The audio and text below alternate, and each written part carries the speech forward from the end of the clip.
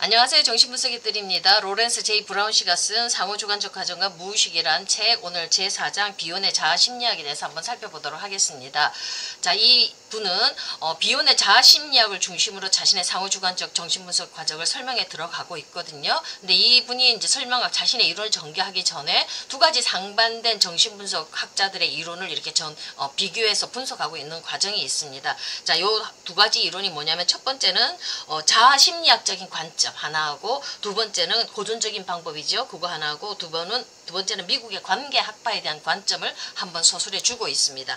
자, 이 첫 번째 이게 고전적인 자아심리학의 강점은 뭐냐면 숨겨진 그런 무의식적인 진실, 내적인 갈등들을 이렇게 잘 분석해냈죠. 근데 이 분들은 이제 관계적인 부분이 약하다 이렇게 설명을 하고 있습니다. 반대로 미국의 관계학파, 상호주관주의 이 분들은 이 관계, 심리 내적인 그런 거, 대인관계 현실에 대한 강조는 많이는 하지만 이 무의식적인 어떤 구조, 자아의 구조를 이렇게 보는 부분에 대해서는 약하다 이렇게 얘기를 하고 있습니다. 자, 이것들은 이런 이론을 전개에 따로 이렇게 반대적인 이론을 전개해 나가는데 있어서 이분은 이 심리 내적인 것과 대인관계적인 것 사이에 연결을 서로 이 연결이 되어져 있다는 걸 부인했기 때문에 이런 구분이 생긴다고 얘기를 하고 자신은 요거를 통합되어서 본다 이렇게 얘기를 하고 있습니다. 자, 그러니까 이 비혼의 이론을 중심으로 이분은 다시 한 번 더 자신의 이론을 전개해 나가거든요. 자, 여기서는 그런 비혼의 이론은 심리 내적 구조, 알파 구조 있죠. 알파 기능, 심리 내적 구조를 강조하면서도 대인관계적인 입장, 분석가와 내담자 사이의 상호 역동에 대한 그거를 굉장히 중요시한다는 거, 요 두 가지 포인트를 다 가지고 있다는 그 강점이 있다는 것을 이야기를 하고 있습니다. 자, 무의식적 경험들, 이 분석가의 무의식적 경험들하고 이게 내담자의 무의식적 경험들이 서로 실제적으로 영향력을 미치고 이 영향력은 어떻게 돼서 미칠 수 있냐면 각자의 무의식적 자아 안에 알파 기능의 활동을 통해서 서로에게 이렇게 영향력을 미치면서 서로 의사소통한다고 얘기를 하고 있습니다. 그러니까 구조적인 부분도 하나 들어가 있고 의사소통한다는 부분도 들어가 있죠. 두 개를 분리되어서 볼 게 아니라 함께 같이 봐야 된다는 이론을 전개해 나가고 있습니다. 그러니까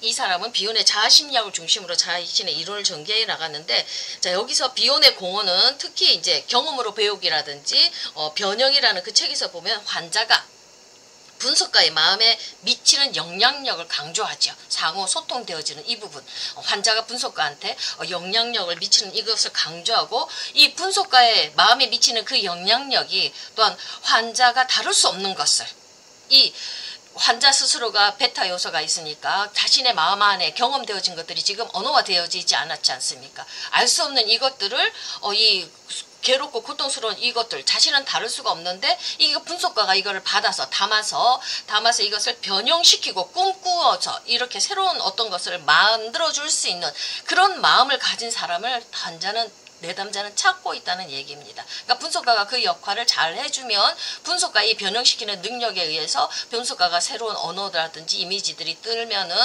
그런 어떤 표상들이 뜨면 그것들을 이제 내담자한테 전해주면 언어로 설명해주면 그것이 내담자의 성장을 자극을 시킨다는 이런 얘기를 하고 있습니다. 요렇게 이 새로운 의미를 만들어지는 것, 요거는 담아주는 그 기능을 통해서 담기는 내용들 내담자의 것이 담기죠. 그러니까 이거를 또 남자 여자 이 수컷 표시를 해서 이야기를 했지 않습니까? 그러니까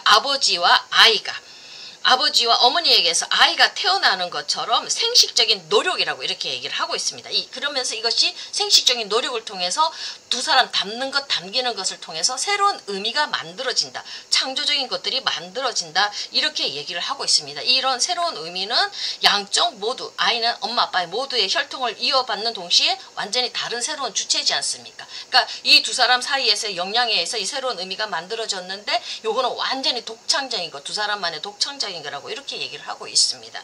자, 이 상호주관적 자아심리학자들은 구조보다는 성격에 초점을 맞추는 경향이 있었지요. 근데 이 기능하는 구조로서의 자아에 대한 논의, 이 알파 기능, 여기에 대한 논의를 빠뜨렸는데 비혼의 자아심리학은 이 상호주관적 모체의 맥락 안에서 두 사람의 상호주관이 왔다 갔다 하는 맥락 안에서 알파 기능의 작용을 설명을 하고 있다는 겁니다. 이 알파 기능, 상담자 분석가 안에 있는 이 알파 기능을 통해서 이 담기는 것이 변형이 되어진다는 거. 이 변형이 되어지는 이것이 알파 기능의 상단가의 알파 기능을 통해서 이것이 변형이 되어져서 언어화되어져서 내담자한테 갈 수 있다는 이 얘기를 하고 있습니다. 요 상호주관과 알파 기능 구조적인 관점을 같이 이렇게 설명해 주는 게 바로 이 비혼의 자아심리학을 중심으로 한 상호주관 이론이라고 이렇게 설명을 하고 있거든요.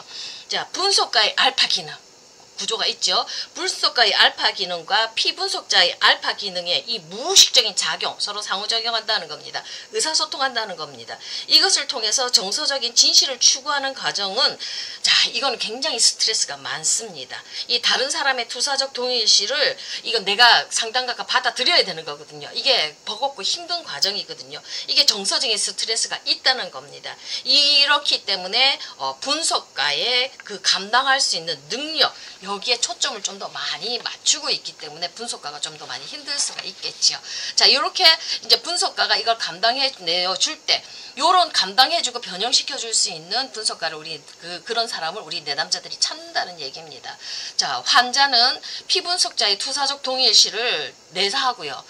그리고 이걸 전이를 견뎌낼 수 있으면서 투사된 것을 변형시킬 수 있는 분석가를 필요로 한다는 겁니다. 그러니까 얼마나 분석가들이 훈련이 많이 되어지고 분석가의 자질이 그렇게 해서 고양이 되어져야지 이 사역을 감당할 수 있겠습니까? 그러니까 이런 건 분석가들한테 좀 더 많은 스트레스가 있기는 한데, 근데 이것을 통해서 서로 간에 상호작용을 하면서 새로운 어떤 것들을 만들어낸다는 거, 알파 기능을 통해서 성취될 수 있는 건데, 이 심리 내적인 것과 대인관계적인 것, 이 모두가 함께 같이 가면서 어떤 양쪽 파트너 모두 안에서 진화와 변형을 발생시킨다고 얘기를 하고 있습니다. 물론 그것을 감당해내고 변형시켜야 되는 분석가의 그 자질이라든지 인격을 좀 더 많이 요구는 하고 있지만, 이런 것들을 통해서 분석가도 성장하는 거거든요. 그리고 이런 걸 변형시켜서 내담자에게 주는 걸 통해서 내담자 무의식간에 깊은 변화가 이루어지면서 서로 간에 진화하고 변형하고 새로운 성장들이 이루어진다고, 요런 서로 간의 무의식적인 의사소통과 그것은 바로 알파 기능의